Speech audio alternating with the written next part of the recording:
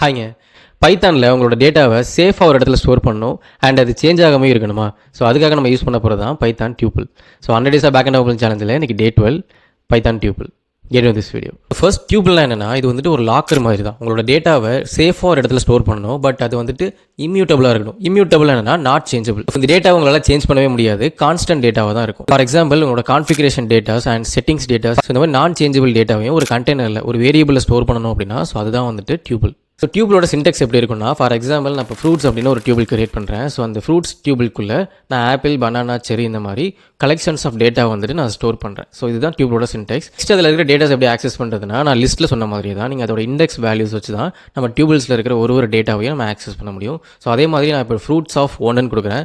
So fruits of ஒன்னில் இருக்கிற எனக்கு பனானான்றது கன்சோலில் பிரிண்ட் ஆகுது. ஸோ நான் முன்னாடியே சொன்ன மாதிரி டியூபிளில் இருக்கிற டேட்டாஸை நீங்கள் எடிட் பண்ணவோ சேஞ்ச் பண்ணவோ முடியாதுன்னு சொல்லியிருந்தேன். இப்போ நான் அதை சேஞ்ச் பண்ண ட்ரை பண்ணுறேன். ஸோ அதனால் நான் ஃப்ரூட்ஸ் ஆஃப் 0 = ஆரஞ்சு நான் மாற்ற ட்ரை பண்ணுறேன். இப்போ நான் அந்த ஃபைலை ரன் பண்ணும்போது எனக்கு ஆரஞ்சுன்னு சேஞ்ச் ஆகாமல் டைப் எரர்னு வருது. ஸோ டைப் எரர்னா என்னன்னா, இது வந்துட்டு நீங்கள் வந்துட்டு வேறு டைப், நீங்கள் வந்துட்டு இது லிஸ்ட்டுன்னு நினச்சிட்டு இருக்கீங்க, பட் இது வந்து டியூபிள். ஸோ இது வேறு டைப் அப்படின்னா எனக்கு டைப் எரர் வருது. ஸோ அதனால் உங்களால் டியூபிளில் இருக்கிற டேட்டாஸை சேஞ்ச் பண்ண முடியாது. டியூபிள் எங்கே யூஸ் பண்ணுவாங்கன்னா, உங்களோட அப்ளிகேஷனில் ரீட் ஒன்லி டேட்டாஸ்ன்னு இருக்கும்ல, ஸோ அந்த இடத்துல நம்ம யூஸ் பண்ணிக்கலாம். இல்லை வந்து நான் நாட் சேஞ்சபிள், அதனோட செட்டிங்ஸ் டேட்டா ஸ்டோர் பண்ணணும், அந்த மாதிரி முன்னாடி சொன்ன மாதிரி லொக்கேஷனை நீங்கள் வந்துட்டு காட்டணும், லேட்டிடியூட் லாங்கிடியூட்லாம் உங்களுக்கு எப்போவுமே நாட் சேஞ்சபிள் தான். ஸோ அதை வந்துட்டு ஸ்டோர் பண்ணணும் அப்படின்னா நம்ம டியூபிள் யூஸ் பண்ணிக்கலாம்.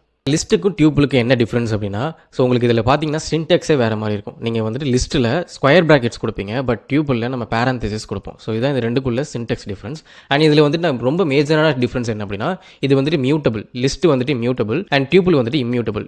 இம்யூட்டபிள்னா ஸோ லிஸ்ட்டில் நீங்கள் டேட்டாஸை சேஞ்ச் பண்ணிக்கலாம், எடிட் பண்ணிக்கலாம், என்ன வேணாலும் பண்ணிக்கலாம், பட் டியூபிளில் வந்துட்டு நீங்கள் எடிட் பண்ண முடியாது, சேஞ்ச் பண்ண முடியாது. ஸோ இதான் இம்யூட்டபிள். அண்ட் லிஸ்ட் எதுக்காக யூஸ் பண்ணுவாங்கன்னா, உங்களோட டைனமிக் டேட்டா ஸ்டோர் பண்ணுவாங்க. எனக்கு வந்துட்டு எடிட் பண்ணணும், சேஞ்ச் பண்ணணும், ரிமூவ் பண்ணணும், ஆட் பண்ணணும், இந்த மாதிரி டைனமிக்காக டேட்டா ஸ்டோர் பண்ணுறதுக்கு நம்ம லிஸ்ட் யூஸ் பண்ணிக்கலாம்.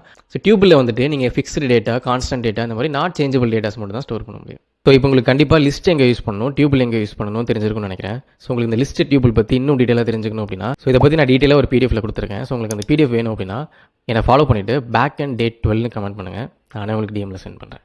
தேங்க்யூ.